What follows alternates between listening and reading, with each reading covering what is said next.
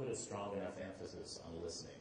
When you're in social media, it's all about the dialogue. It's all about the one-to-one conversation.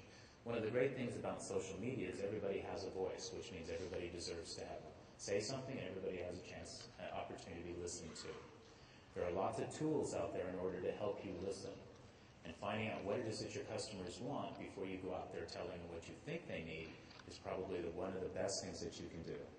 Take slow, patient approach, listen thoughtfully, listen cautiously, and then make calculated decisions about how you want to either respond or put your own message out there. And that's why bullet point number 2, I actually call it conversation creation. Okay? It's not about just posting a message that you think is important for everybody to hear. It's about addressing the questions that your customers are asking and making sure that you understand where they're asking them and what context they're asking them so that you can be relevant and actually start to build some type of relationship and loyalty with your customers. Publishing. Okay? Basically, once you found out where they're talking about things, only put messages out there where they're actually interested in receiving them. Okay? You wouldn't put a message about flowers in a website about race cars. That's just not something you would do. So making sure that you're relevant and making sure that you're part of the appropriate conversations will go a long way in establishing your credibility with your clients and customers. Engagement and analytics and measurement. Analytics and measurement. We always want to make sure whether or not we've determined whether or not we spent our money well, whether or not we're being successful, whether or not people like us. Well, the analytics and measurement tools now available to us through the digital sphere allows us to make some very, very powerful decisions about adjustments and amendments and so forth that we can make with any campaign to make sure that we're constantly meeting and exceeding the expectations of our customers. Kind of cool. All right. There's three ways to share, or 3 ways to be found online. We all know search engines. Search engines is usually called the number 1 click or the first click. Everybody's on Google, Baidu, and everything. I'm sorry my slide's not working quite properly because you got a big YouTube over there. The reason YouTube over is up there because what most people don't understand or don't know is that YouTube is the second most searched search tool online right now. It is only behind Google as the number 1 searched. So right now people are on YouTube looking for information, entertainment, sharing things, and various other things, and Google is the only other application that enjoys more search. Very, very powerful. So people are not looking just for anything. People are out looking for specific things, which is kind of cool.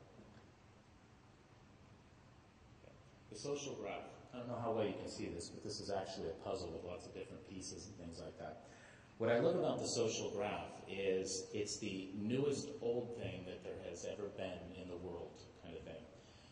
The social graph is basically what we learned to do with our parents back when we were 2, 3, 4 years old. And that is how to learn to play with others, how to share our toys, how to share information and various other things. It's classic word of mouth, it's reputational marketing, it's telling your friends where you had dinner last night. That's the social graph. Spreading the word through word of mouth. The only thing that's significantly changed is now that we live in this digital world where everybody is connected regardless of how far they are away or whether or not we actually will meet each other in person and so forth. And instead of having 20 closest friends, we now have 2,000 closest friends. The social graph has become incredibly powerful and incredibly big. But the fundamentals are the same. It's word of mouth. It's about chatting with people, sharing things with people that are important to you, and then seeing them and deciding that it's the second most trusted source that they have, so they're listening to you about it. Really cool. Okay. And the third one is the very traditional one called interruption. Okay, display advertising, things you read in the newspaper, and various other things. Okay, we all know this one. To me, this is the least exciting one, but it's basically advertising and marketing since the beginning of time, and so it will be with us for forever. 2 ways to have a conversation with people. So we're at the last one, 9532. This is 2. Broadcast and engagement.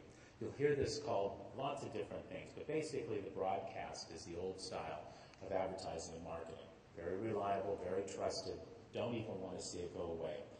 These are things like your advertisement, buy 3, get 1 free, this sort of stuff. Nobody expects you to answer back. Nobody expects you to do anything. People just invite you to do this. Okay. We're going to go faster, okay, because I'm not going to get to the fun stuff here. All right, engagement. Engagement is the focus for social Let's get some examples. American Express on a Facebook page. I think this is one of the most cool Facebook pages I've ever seen from a financial institution. They've got polls, they've got instant things to buy on here. They're constantly updating with information. They've got 53,000 fans on here for American Express. I think that's pretty poor. I think they could do a lot better than that. Obviously, they're not putting enough interesting things out there, but they're reaching out to their customers and introducing them to things that they might find that they are interesting, such as buy this, travel here, give me a tip on where to travel. Wells Fargo and their blogs. Not only do they have people inside Wells Fargo constantly giving blog updates about things that might be interesting to their customers, but they invite their customers to write blogs as well, which I think is incredibly cool. Okay? So not only is it the business experience, but it's also the customer experience. ING Direct. They use a Twitter page in order to be able to answer questions about customers. So customers aren't necessarily having to walk into branches or pick up the phone or even go online to places that aren't familiar with them or 2 steps away from where they want to be. Here they're giving 1-800 numbers out and telling them where ATMs are and stuff like this. I think this is just fun stuff. Okay? YouTube. Absolutely brilliant. And especially in Asia, we love video because it helps cross culture and language better than any other communication medium. Try sending out a text-based marketing message in 17 different languages or one video. Works so much better. Now this is the case study. This is one that my company has done. This is with Standard Chartered, corporate social responsibility. Standard Chartered has an in-house program to educate their employees on HIV and AIDS transmission. And they decided, wouldn't this be really great if we shared this with the rest of the world? And they chose to use social media as one of the avenues in order to get it out there. So they created this really great microsite, came up with a lot of really fun videos. They introduced a number of characters, Mr. HIV and various other things in order to get people engaged.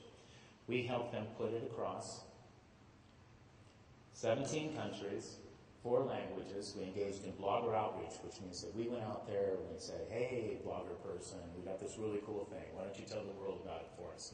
We actually wrote blogs, okay, because it was fun stuff to do. So we wrote about 40 blogs, and we blogged once or twice a month about it in order to continue to get the information out.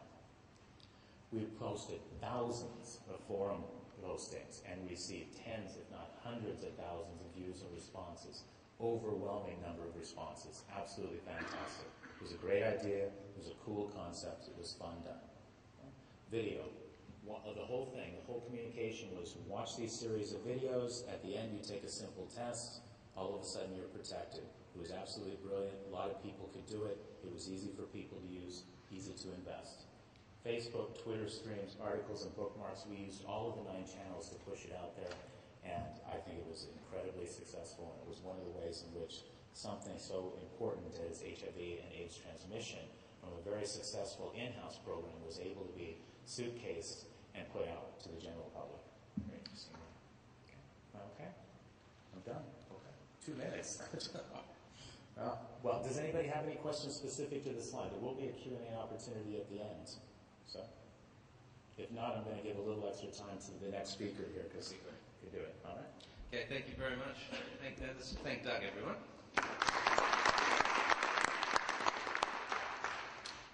Our second speaker is Neil.